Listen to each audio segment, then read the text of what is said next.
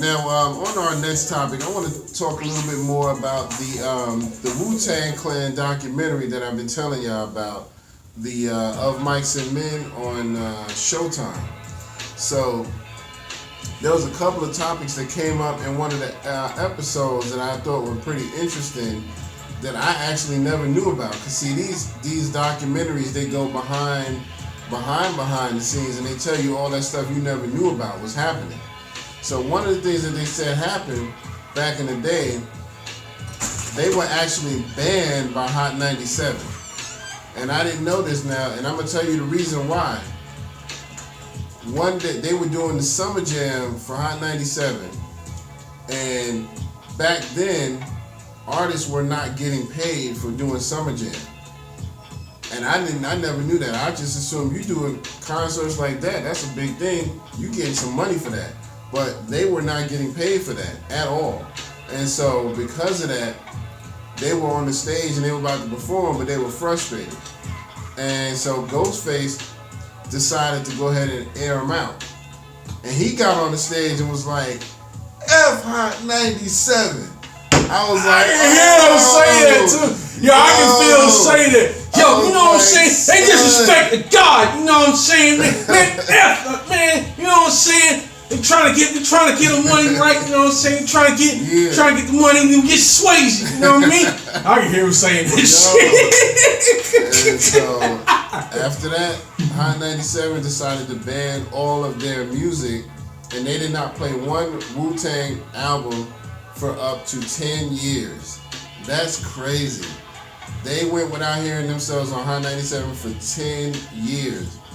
Now, to me, that's some sucker stuff right there, man. Come on now. You know what I mean?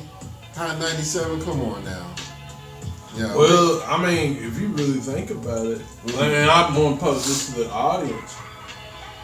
Do you think that decision there has really changed the climate of hip hop? Absolutely. Because if you had them on the radio, I guarantee you, and this is just my opinion, I guarantee you wouldn't have the rappers that's out here today. Yeah. I guarantee you that you wouldn't have it. When you got legends who are passing away, and then some legends who are left are getting banned from the radio, that changes the whole climate, because those people make a big dent in the music industry, especially like Wu-Tang, because as a collective they're big, and as solo artists they were big too. Mm-hmm. So if not bigger, especially. Right.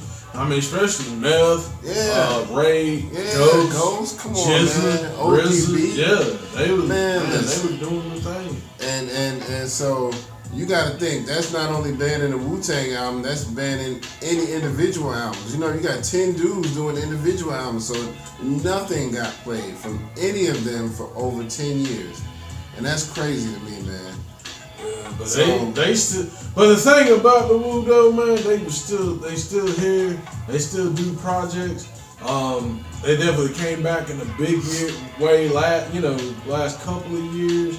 I mean, I know y'all people get tired of talking about Wu, but I mean, y'all just don't understand how influential they are to this game, especially the cats from Staten Island, because that's the forgotten borough. You talk about Brooklyn and Queens. You know, all day, the Bronx, definitely, if it wasn't for, Peter Guns was right about that shit. If it wasn't for the Bronx, we wouldn't be talking about none of this shit right now. Right. But, you know what I'm saying? But at the same time, it's like, man, them Staten kids, man. I mean, only group that they had from Staten prior to Wu-Tang was Force MCs. Uh-huh. So, like, you know, and not to knock them, because, I mean, they did some things too, but then they ended up turning to R&B because of the break, because you know the way they were trying to do it. Yeah. That was the record company doing really. Yeah. But you know what I'm saying, man? Like, so like, it's crazy, man. That's one of those things I just never even knew about, man. When they said that, I was shocked. I was like, yo, so you mean to tell me y'all banned them and then didn't play another record from them for over 10 years? Yeah, that's crazy. I mean, that's just throwing salt in the wound right there. So you know, but it's just funny to me because like you got people like what's my man's name? Not Rosenberg, well him too, but the other guy. You know, 97. Not Ebro, right? Yeah, Ebro. That's what I'm talking about. But you know, you get mad about bringing people like Willie Yachty and Kodak Black on your interviews. You're like, yeah, I want to, you play classic beats, and then they get mad about, oh, we don't want to hear this old shit. We don't want to rap on this old shit. But it's like, nah, this is what you gotta be, the MC. But then you're gonna kick, if I could use this quote unquote, you're gonna kick the gods out. Right. You know what I'm saying? Like, how do you do that? Like, it's either, I mean, and he may not have anything indirect to do with that at that time, because I don't know when. I mean, I followed Hot 97. Everybody know about Flex and everything, but I didn't know when Ebro came in at the time. He might have been there, he might have not. Yeah. Rosenberg might have been there, might have not. But, it's like you do that, and the first thing you don't question is like, well, how come they got this band? Let's work on Let's work on trying to get this together and bring this back, so we can at least have this, New York sound back on, especially in New York. And that's the thing that's, about New York. I don't mean to keep going on, but like, it's just like everything, New York are trying to sound like everybody else. Yeah. Except the shit that, made people fall in love with it. Yeah. You know what I'm saying? And it's just, and that's what something that Granddaddy IU was talking about. It's like, I don't understand why everywhere else, and he said, I don't care about everybody else having their own sound. Like, you in the South, you should sound like the South. Yeah, or or whatever, you should have your own sound anyway. But if you're in a certain demographic, you should sound like this. Absolutely. The West, you can sound like. But when it comes to New York, like all the radio stations, we gotta sound like everybody else, instead of sound like the original boom bap. Yeah. Like, it's a spit in the face. That's crazy, man. So, I just asked y'all this question.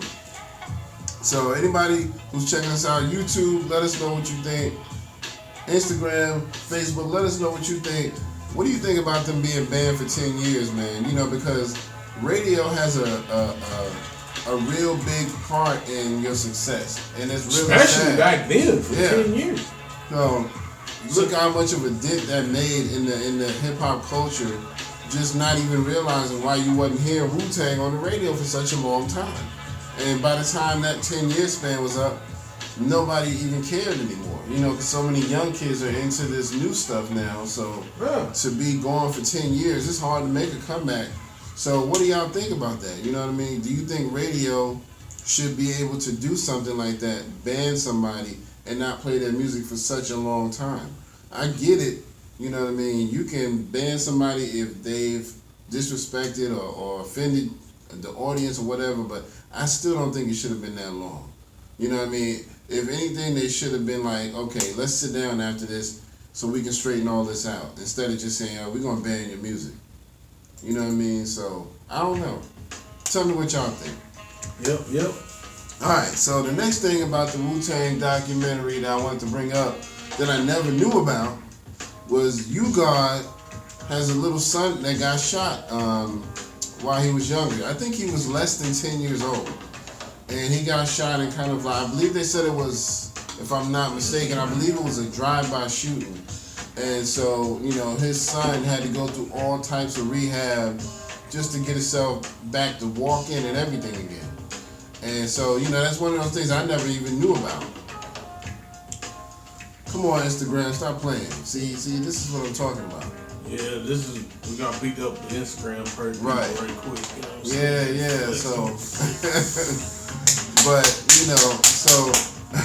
so the U-God, his little son got shot, in kind of a drive-by type of situation where, you see.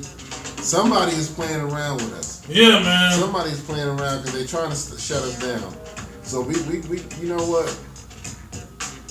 Oh, we're back on Instagram. All right, so we're back on Instagram, and we're waiting on Facebook to come back. So yeah, we got to beat up Zuckerberg real quick. Right, and I heard they're trying to actually get rid of him.